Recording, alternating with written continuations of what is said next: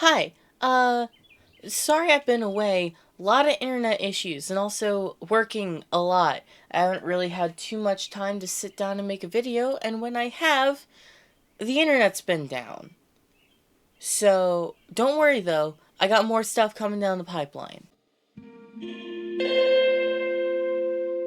So recently, I made a video about the impact that a variety of artists from the Soundcloud era of hip-hop had on my life, and I'm really proud of that video. But there's so much more to talk about. Specifically, all the dumb shit. There are many rappers I neglected to bring up in that video so I could talk about them here. So, with that being said, hello thieves, assassins, and rogues of ambiguous gender, and welcome to the SoundCloud era part 2. All the goofy stuff. When one is to consider the dimmer light bulbs of the rap scene in 2017 to 2019, one name comes to mind. Lil Pump, Gazzy Garcia, Lilliam Pumpernickel, that guy. Part of the appeal of him, as well as his music, was that it was, in fact, stupid. For example, Gucci Gang, D-Rose, Flex Like Ooh. It was really fun to listen to. Turn that shit on at like 15 and just go bananas in your room. The problem was, though, he never got unstupid, even a little bit. In fact, I would say he actually got stupider. See,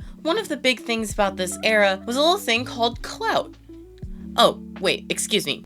Clout! Basically, popularity from doing certain things on camera, often controversial, especially on social media. And Lil Pump was one of these clout-first artists. He'd talk all sorts of shit about everyone, get into random beefs for no reason, and just be a bit of a clown in public. Plus, he's the only person I can think of off the top of my head that has been banned from not one, but two nearly identical sounding airlines. Specifically WestJet for being a nuisance, and JetBlue for refusing to wear a mask. But clout can only get you so far, and when the attention starts running out, you start scrambling. He just kept turning up his antics. In 2019, when he dropped a snippet for his song Butterfly Doors, he dropped a racist ad-lib and got a bunch of shit for it. So I guess he was like, fuck it, and then started leaning into supporting the current president in both the election that he lost and the one where he's currently ruining our lives with tariffs. He even got a shout out from the current president in 2020, where he was called Lil Pimp at a rally, and then dropped a song called Lil Pimp Big Maga Steppin'. It was bad. He dropped Lil Pump 2, no one cared, except when he, again, in a snippet on Instagram, dropped a bar that was making fun of Juice WRLD's death. Dude, that was one of your peers. Don't be doing that. He also had the weirdest tour I've ever seen. Look at the places he went.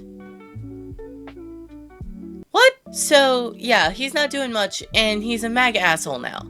Fun! Following Lil Pump, let's meet his best friend, fellow rapper, and recipient of Russ's fists, Smokepurpp. You see, I remember back in the day when Smokepurpp was a slightly better Lil Pump. Now, he's a significantly worse Travis Scott. Smokepurpp blew up around the same time as Pump, with songs like Ski Mask, Glock in My Benz, and Audi, and he was considered the better of the two by many people, including myself. Dead Star is still a great album, and it's hard to argue that most of the songs off it aren't just straight bangers. He then dropped Bless Yo Trap, which was okay, and then Lost Planet, which was weird, and then Dead Star 2, which was bad.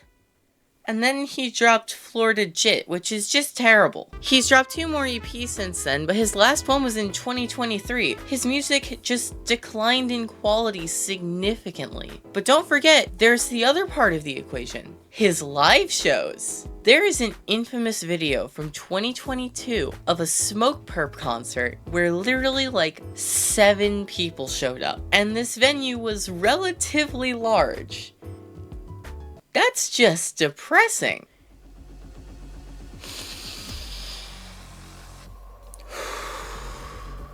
Now for the moment I've been waiting for this whole time. Allow me to rant at length for the next X number of minutes about how much I hate this motherfucker right here, Tekashi 6ix9ine. Whoo boy, this guy sucks. He's a clout-chasing, snitching beef starter who was recorded on camera slapping a 13-year-old's ass in 2015.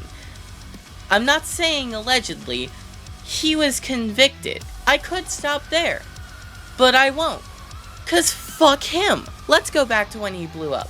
He was good buddies with Trippie Redd, and they made a few songs, including Pols 1469, which is indeed a bop. But after Trippie found out about the aforementioned slapping of ass, he was like, yeah, no, fuck you, and cut him off pretty much. 6ix9ine also yoinked one of Trippie's beats for the song that blew him up as a solo artist, Gummo. And while we're on the topic, I cannot stand how the majority of his song titles are 5 letters or less and aren't words.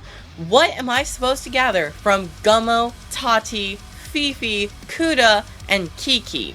Yes, these are all real titles of his real songs that really exist. You could say it's dum-da-dum-dum-dum-da-dum-dum-dum stupid. And if you thought Lil Pump was a clout goblin, you've clearly never met Mr. Skittles over here, because this guy will beef with anyone and everyone. He acts hard when he's not, he's a liar, he has no concept of even remotely being nice at all, even a little, and once again, to reiterate, he slapped a 13-year-old's ass on camera, not allegedly. Can you tell he's my least favorite person to come out of this era? Fuck 6ix9ine. Whew, that was a lot to get off my chest. I've been waiting to do that rant for a while. Thank you so much for watching part 2 of this series recounting my experience with the SoundCloud era. Feel free to like and subscribe, and we have finally breached 100 subscribers. Thank you so much, everybody. Don't worry, I got some real special videos coming down the line. I'm so excited, including the 3rd and final part of this series. Have a great day, rogues, and tip your server.